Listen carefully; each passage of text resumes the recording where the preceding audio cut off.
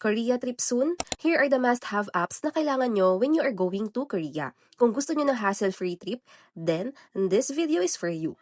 But before we dive in, quick plug lang, kung mabubook kayo ng hotels, activities, tours, or anything sa Klook, don't forget to use my Klook code KATIPIKLOOK for discounts. So guys, let's get into it. Number 1 on the list, Naver Map. Kung mag-travel kayo sa Korea, super important nito. Kasi guys, hindi reliable ang Google Maps sa Korea. Trust me, kung Google Maps lang ang gagamitin nyo, baka magkaaberya lang kayo. With Naver Map, you'll get accurate directions. Kasama na kung anong sasakyan, anong station or bus stop, anong oras darating, and even the fare. Gamitin mo siya sa mga bus, subway, or walking directions. Hindi mo na kailangan mag-isip kung paano pumunta sa iyong pupuntahan kasi Naver Map to the rescue. Next, Papago. This is your go-to translation app sa Korea. You can just take a picture ng sign or text na gusto mong i-translate and boom, may instant translation na siya. Super handy, right? No more guessing. Plus, Papago is really accurate and reliable for translating Korean to English. Hindi siya yung typical na translation app na minsan mali.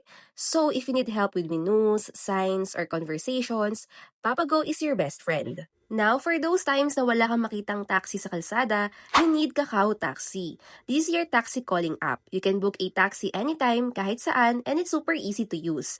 Plus, you can check the price estimate so hindi ka magugulat pagdating ng taxi. Next is the ICN Smart Pass. This one's a time saver when you're flying into Incheon Airport.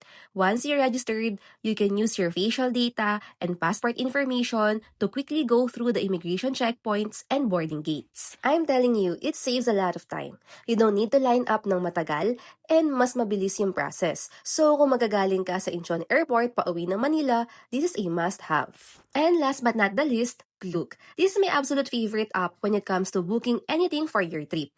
Whether it's your hotel, attractions, tours, packet Wi-Fi, or even insurance. Klook has it all. One-stop shop talaga siya. You can also get amazing discounts by using my Klook code KATIPIKLOOK at checkout. Lahat ng tours and activities namin sa Seoul, we book through Klook. Kasi gusto ko yung convenience na nabibigay niya kasi you can book everything in advance. So once you're there, hindi ka na ma-hassle. So there you have it, the must-have apps for your Korea trip.